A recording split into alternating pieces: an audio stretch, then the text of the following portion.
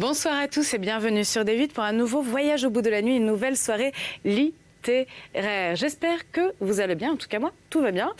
Je vais donc vous poursuivre la lecture du Petit Chose d'Alphonse Daudet. Le Petit Chose est un classique de la littérature française. C'est un roman d'apprentissage en partie autobiographique, publié par Alphonse Daudet, écrivain et auteur dramatique français en 1868. Ce livre a valu à son auteur le surnom de Dickens français. Nous avons eu 3 adaptations au cinéma. En 1912, Le Petit Chose de Georges Monca. En 1923, Le Petit Chose de André Hugon.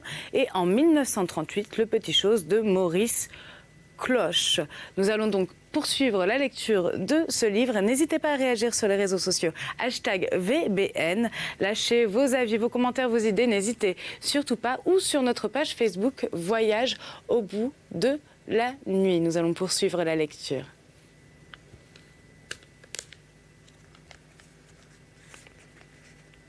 Nous en étions donc au chapitre 10. Les mauvais jours.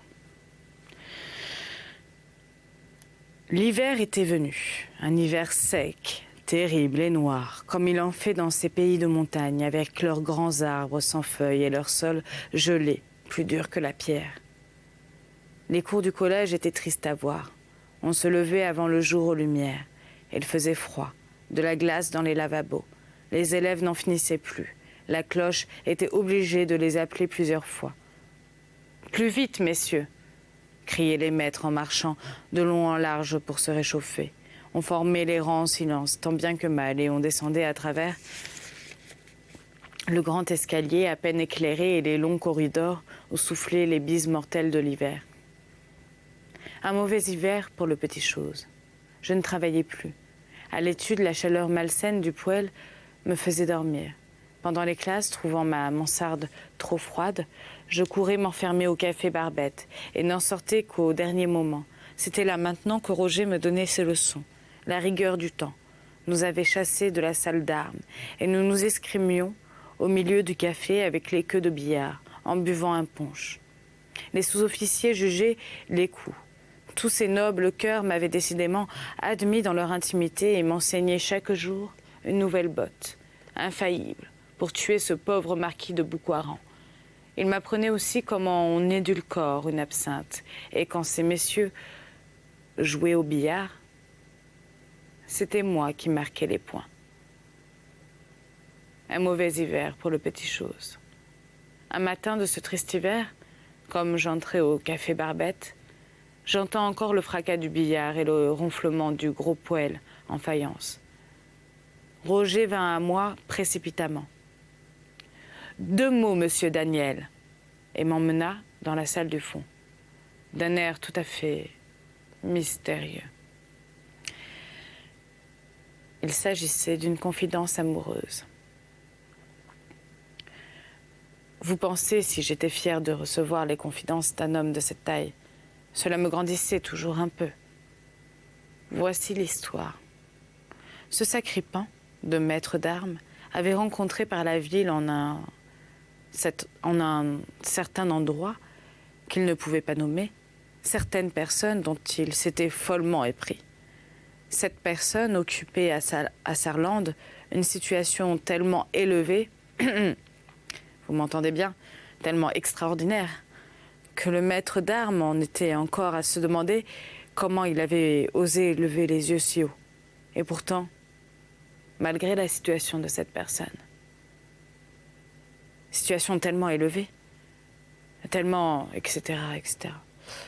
Il ne désespérait pas de s'en faire aimer. Et même, il croyait le moment venu de lancer quelques déclarations épistolaires. Malheureusement, les maîtres d'armes ne sont pas très adroits aux exercices de la plume. Passe encore s'il ne s'agissait que d'une grisette. Mais avec une personne dans une situation tellement, etc., etc. Ce n'était pas du style de cantine qu'il fallait, et même un bon poète ne serait pas de trop. Je vois que c'est ce que c'est, dit le Petit Chose d'un air entendu. Vous avez besoin qu'on vous trousse quelques poulets galants pour envoyer à la personne. Et vous avez songé à moi. Précisément, répondit le maître d'armes. Eh bien, je suis votre homme, et nous commencerons quand vous le voudrez. Seulement, pour que nos lettres n'aient pas l'air d'être empruntées au parfait secrétaire, il faudra me donner quelques renseignements sur la personne. Le maître d'armes regarda autour de lui d'un air méfiant. Puis tout bas, il me dit, en me fourrant ses moustaches dans l'oreille, « C'est une blonde de Paris. Elle sent bon comme une fleur et s'appelle Cécilia. Il ne peut pas m'en confier davantage à cause de la situation de la personne, situation tellement... etc., etc.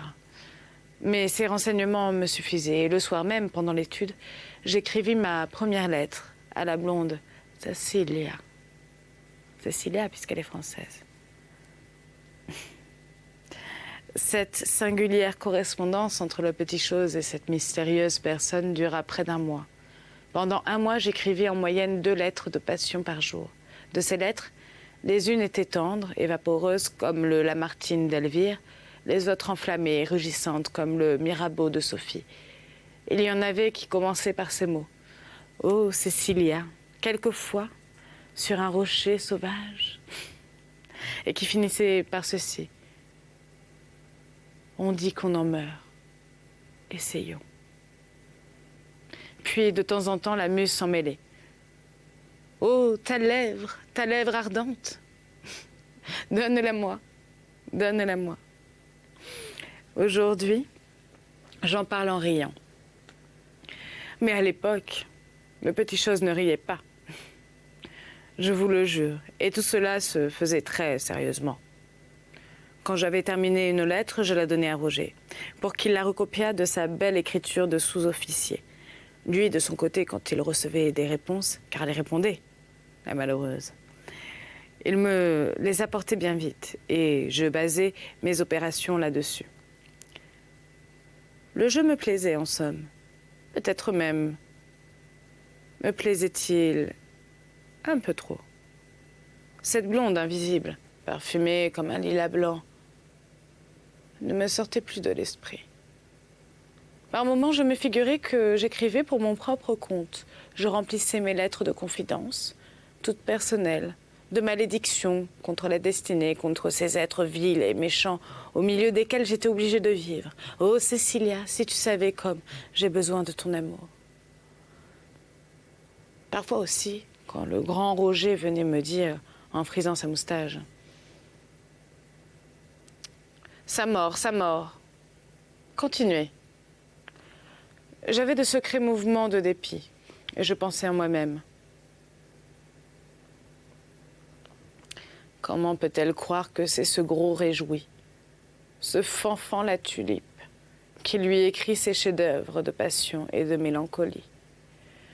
Elle le croyait pourtant, elle le croyait si bien qu'un jour, le maître d'armes triomphant m'apporta cette réponse qu'il venait de recevoir, à 9 h, ce soir, derrière la sous-préfecture. Est-ce à l'éloquence de mes lettres ou à la longueur de ses moustaches que Roger dut son succès? Je vous laisse, mesdames, le soin de décider.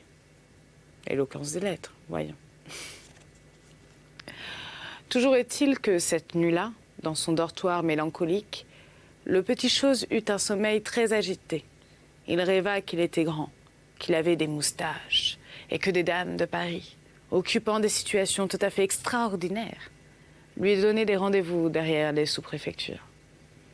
Le plus comique, c'est que le lendemain, il me fallut écrire une lettre d'action, de grâce, et remercier Cécilia de tout le bonheur qu'elle m'avait donné. Ange qui a consenti à passer une nuit sur la terre. Cette lettre, je l'avoue, le petit chose l'écrivit avec la rage dans le cœur. Heureusement, la correspondance s'arrêta là, et pendant quelque temps, je n'entendis plus parler de Cécilia, ni de sa haute situation. Chapitre 11. Mon bon ami, le maître d'armes. Ce jour-là, le 18 février, comme il était tombé beaucoup de neige pendant la nuit, les enfants n'avaient pas pu jouer dans les cours. Aussitôt l'étude du matin finie, on les avait casernés tout pêle-mêle dans la salle pour y prendre leur récréation à l'abri du mauvais temps en attendant l'heure des classes. C'était moi qui les surveillais. Ce qu'on appelait la salle était l'ancien gymnase du collège de la Marine. Imaginez 4 grands murs nus avec de petites fenêtres grillées. Ça et là, des crampons à moitié arrachés, la trace encore visible des échelles, et se balançant à la maîtresse poutre du plafond, un énorme anneau en fer au bout d'une corde. Les enfants avaient l'air de s'amuser beaucoup en regardant la neige qui remplissait les rues et les hommes armés de pelles qui l'emportaient dans les tombereaux. Mais tout ce tapage, je ne l'entendais pas. Seul dans un coin, les larmes aux yeux, je lisais une lettre. Et les enfants auraient à cet instant démoli le gymnase de fond en comble, que je ne m'en fusse pas aperçu, excusez-moi. C'était une lettre de Jacques que je venais de recevoir. Elle portait le timbre de Paris. Mon Dieu. Oui, de Paris. Et voici ce qu'elle disait. Cher Daniel, ma lettre va bien te surprendre. Tu ne te doutais pas, hein, que je fusse à Paris depuis 15 jours. J'ai quitté Lyon sans rien dire à personne, un coup de tête. Que veux-tu? Je m'ennuyais trop dans cette horrible ville, surtout depuis ton départ. Je suis arrivée ici avec 30 francs et 5 ou 6 lettres de monsieur le curé de Saint-Nizier. Heureusement, la Providence m'a protégée tout de suite et m'a fait rencontrer un vieux marquis chez lequel je suis entrée comme secrétaire. Nous mettons en ordre ses mémoires. Je n'ai qu'à écrire sous sa dictée et je gagne à cela 100 francs par mois. Ce n'est pas brillant, comme tu vois, mais tout compte fait, j'espère pouvoir envoyer de temps en temps quelque chose à la maison sur mes économies. Ah, mon cher Daniel, la jolie ville que ce Paris, ici, du moins, il ne fait pas toujours du brouillard. Il pleut bien quelquefois, mais c'est une petite pluie gaie, mêlée de soleil, et comme je n'en ai jamais vu ailleurs. Aussi, je suis tout changée, si tu savais. Je ne pleure plus du tout. C'est incroyable. J'en étais là de la lettre. Quand tout à coup, sous les fenêtres, retentit le bruit sourd d'une voiture roulant dans la neige. La voiture s'arrêta devant la porte du collège et j'entendis les enfants crier à tue-tête. « Le sous-préfet, le sous-préfet !» Une visite de monsieur le sous-préfet présageait évidemment quelque chose d'extraordinaire. Il venait à peine au collège de Saarland, 1 ou 2 fois chaque année, et c'était alors comme un événement. Mais pour le quart d'heure, ce qui m'intéressait avant tout, ce qui me tenait à cœur plus que le sous-préfet de Saarland, et plus que Saarland tout entier d'ailleurs, c'était la lettre de mon frère Jacques. Aussi, tandis que les élèves mis en gaieté se culbutaient devant les fenêtres pour voir monsieur le sous-préfet descendre de voiture, je retournai dans mon coin et je me remis à lire. Tu sauras, mon bon Daniel, que notre père est en Bretagne, où il fait le commerce du cidre pour le compte d'une compagnie. En apprenant que j'étais le secrétaire du marquis, il a voulu que je place quelques tonneaux de cidre chez lui. Par malheur, le marquis ne boit que du vin, et du vin d'Espagne, encore. J'ai écrit cela au père. Sais-tu ce qu'il m'a répondu? Jacques, tu es un âne. Comme toujours. Mais c'est égal, mon cher Daniel. Je crois qu'au fond, il m'aime beaucoup. Quant à maman, tu sais qu'elle est seule maintenant. Tu devrais bien lui écrire. Elle se plaint de ton silence. J'avais oublié de te dire une chose qui certainement te fera le plus grand plaisir. J'ai ma chambre au quartier latin. Au quartier latin. Penses-tu? Une vraie chambre de poète, comme dans les romans, avec une petite fenêtre et des toits à perte de vue. Le lit n'est pas large, mais nous y tiendrons 2 au besoin. Et puis, il y a dans un coin une table de travail où on serait très bien pour faire des vers. Je suis sûre que si tu voyais cela, tu voudrais venir me trouver au plus vite. Moi aussi, je te voudrais près de moi. Et je ne te dis pas que quelques jours, je ne te ferai pas signe de venir. En attendant, aime-moi toujours bien. Et ne travaille pas trop dans ton collège, de peur de tomber malade. Je t'embrasse, ton frère, Jacques. Ce brave Jacques. Quel mal délicieux il venait de me faire avec sa lettre. Je riais et je pleurais en même temps. Toute ma vie de ces derniers mois, le punch, le billard, le café barbette me faisaient l'effet d'un mauvais rêve. Et je pensais, allons, c'est fini. Maintenant, je vais travailler, je vais être courageux, comme Jacques. À ce moment, la cloche sonna. Mes élèves se mirent en rang, ils causaient beaucoup du sous-préfet et se montraient en passant. Sa voiture stationnait devant la porte et je l'ai remis entre les mains des professeurs. Puis une fois débarrassée d'eux, je m'élançai en courant dans l'escalier. Il me tardait tant d'être seule dans ma chambre avec la lettre de mon frère Jacques. « Monsieur Daniel, on vous attend chez le principal. » « Chez le principal ? Que pouvait avoir à me dire le principal ? Le portier me regardait avec un drôle d'air. Tout à coup, l'idée du sous-préfet me revint. « Est-ce que monsieur le sous-préfet est là-haut » demandai-je. Et le cœur palpitant d'espoir, je me mis à gravir les degrés de l'escalier 4 à 4. Il y a des jours où l'on est comme fou. En apprenant que le sous-préfet m'attendait, savez-vous ce que j'imaginais ? Je m'imaginais qu'il avait remarqué ma bonne mine à la distribution et qu'il venait au collège tout exprès pour m'offrir d'être son secrétaire. Cela me paraissait la chose la plus naturelle du monde. La lettre de Jacques, avec ses histoires de vieux marquis, m'avait troublé la cervelle, à coup sûr. Quoi qu'il en soit, à mesure que je montais l'escalier, ma certitude devenait plus grande. Secrétaire du sous-préfet. Je ne me sentais pas de joie. En tournant le corridor, je rencontrai Roger. Il était très pâle. Il me regardait comme s'il voulait me parler. Mais je ne m'arrêtai pas. Le sous-préfet n'avait pas le temps d'attendre. Quand j'arrivai devant le cabinet du principal, le cœur me battait bien fort. Je vous jure. Secrétaire de monsieur sous-préfet. Il fallut m'arrêter un instant pour reprendre haleine. Je rajustai ma cravate. Je donnai avec mes doigts un petit tour dans mes cheveux et je tournai le bouton de la porte doucement. Si j'avais su ce qui m'attendait. Monsieur le sous-préfet était debout, appuyé négligemment au marbre de la cheminée et souriant dans ses favoris blonds. Favoris, donc, petite explication, c'est une touffe de barbe que les hommes sérieux et distingués portaient de chaque côté des joues, et souriant dans ses favoris blonds.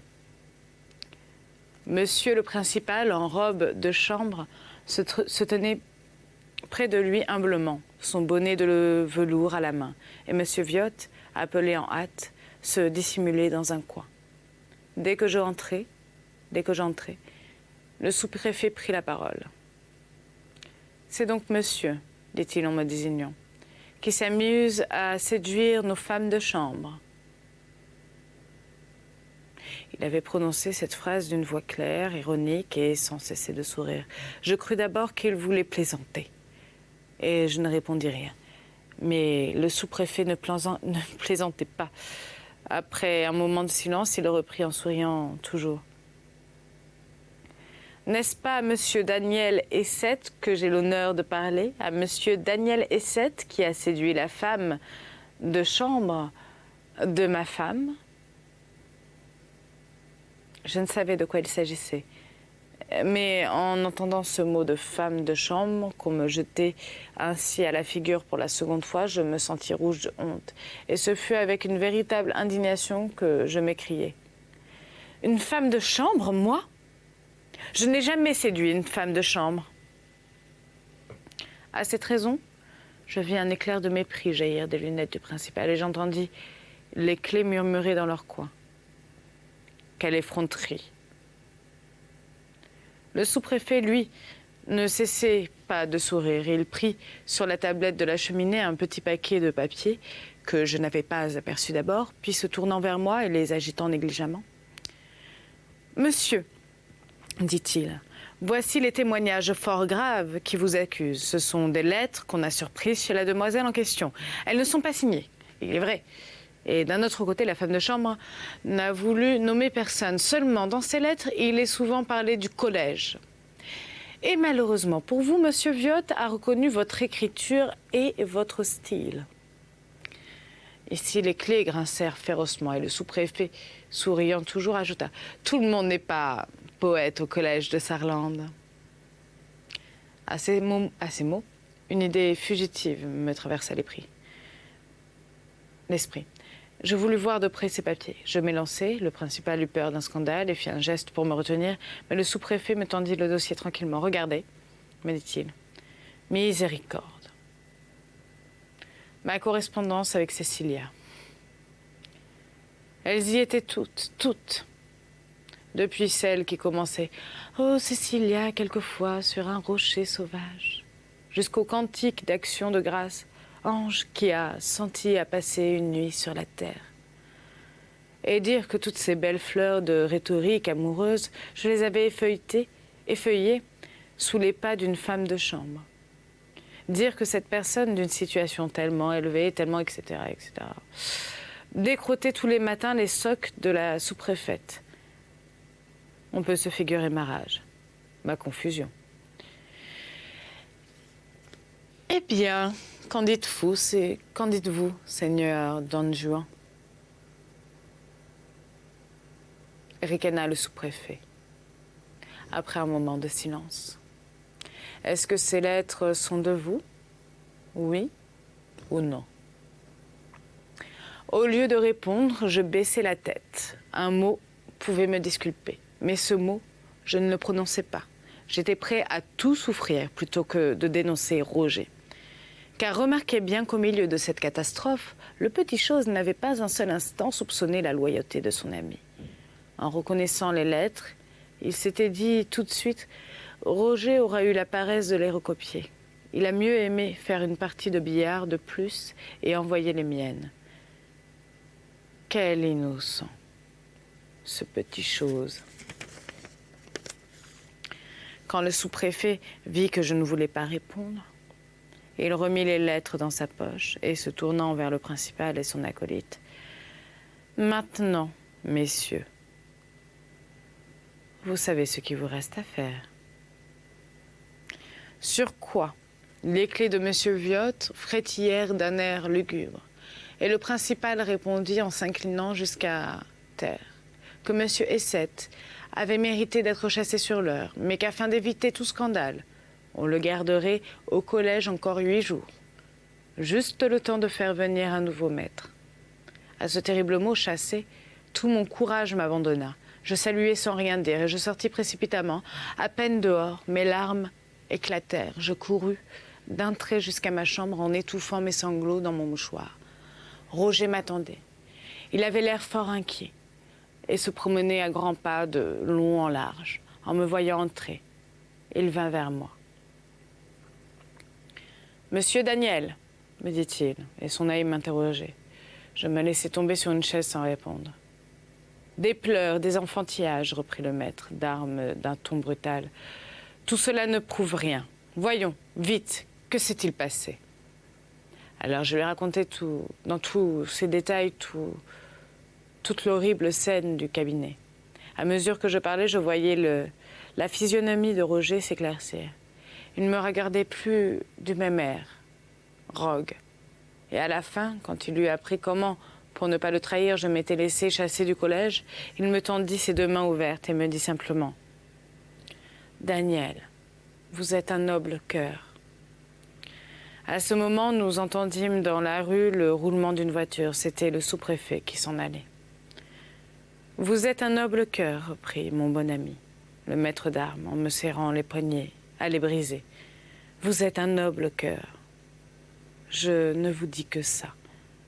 Mais vous devez comprendre que je ne permettrai à personne de se sacrifier pour moi. Tout en parlant, il s'était rapproché de la porte. Ne pleurez pas, monsieur Daniel. Je vais aller trouver le principal et je vous jure que ce n'est pas vous qui serez chassé. Il fit encore un pas pour sortir, puis revenant vers moi, comme s'il oubliait quelque chose. Seulement, me dit-il à voix basse, écoutez bien ceci avant que je m'en aille. Le grand Roger n'est pas seul au monde. Il a quelque part une mère infirme dans un coin. Une mère, pauvre sainte femme. Promettez-moi de lui écrire quand tout sera fini. C'était dit gravement, tranquillement, d'un ton qui m'effraya. Mais que voulez-vous faire? M'écriai-je. Roger ne répondit rien. Seulement il entrouvrit sa veste et me laissa voir dans sa poche la crosse luisante, d'un pistolet. Je m'élançai vers lui tout ému. Vous tuez, malheureux? Vous voulez vous tuer? Et lui très froidement. Mon cher, quand j'étais au service, je m'étais promis que si jamais, par un coup de ma mauvaise tête, je venais à me faire dégrader, je ne survivrais pas à mon déshonneur. Le moment est venu de me tenir parole. Dans 5 minutes, je serai chassé du collège, c'est-à-dire dégradé. 1 heure après, bonsoir. J'avale ma dernière prune. En attendant cela, je me plantai résolument devant la porte. Eh bien non, Roger, vous ne sortirez pas. J'aime mieux perdre ma place que d'être cause de votre mort. Laissez-moi faire mon devoir, me dit-il d'un air farouche. Et malgré mes efforts, il parvint à entr'ouvrir la porte. Alors j'eus l'idée de lui parler de sa mère, de cette pauvre mère qu'il avait quelque part dans un coin. Je lui prouvai qu'il devait vivre pour elle, que moi j'étais à même de trouver facilement une autre place, que d'ailleurs dans tous les cas nous avions encore 8 jours devant nous et que c'était bien le moins qu'on attendit jusqu'au dernier moment avant de prendre un parti si terrible. Cette dernière réflexion parut le toucher. Il consentit à retarder de quelques heures sa visite au principal et ce qui devait s'ensuivre. Sur ces entrefaits, la cloche sonna. Nous nous embrassâmes et je descendis à l'école. Ce que c'est que de nous. J'étais entré dans ma chambre désespéré. J'en sortis presque joyeux. Le petit chose était si fier d'avoir sauvé la vie à son bon ami, le maître d'armes. Pourtant, il faut bien le dire, une fois assis dans ma chaire, et le premier mouvement de l'enthousiasme passé, je me mis à faire des réflexions. Roger consentait à vivre. C'était bien. Mais moi-même, qu'allais-je devenir après que mon beau dévouement m'aurait mis à la porte du collège? La situation n'était pas gaie. Je voyais déjà le foyer singulièrement compromis, ma mère en larmes et monsieur Essette bien en colère. Heureusement, je pensais à Jacques. Quelle bonne idée sa lettre avait eu d'arriver précisément le matin. C'était bien simple après tout. Ne m'écrivait-il pas que dans son lit? Et il y avait place pour 2. D'ailleurs, à Paris, on trouve toujours de quoi vivre. Voilà, c'est ainsi que se termine cette partie de lecture de ce livre, Le Petit Chose. J'espère vous retrouver très prochainement pour la suite de la lecture. En attendant, je vais vous lire une petite citation. Donc, à 15 ans, 20 ans tout au plus, on est déjà achevé d'imprimer. D'Alphonse Daudet. À très bientôt. #VBN.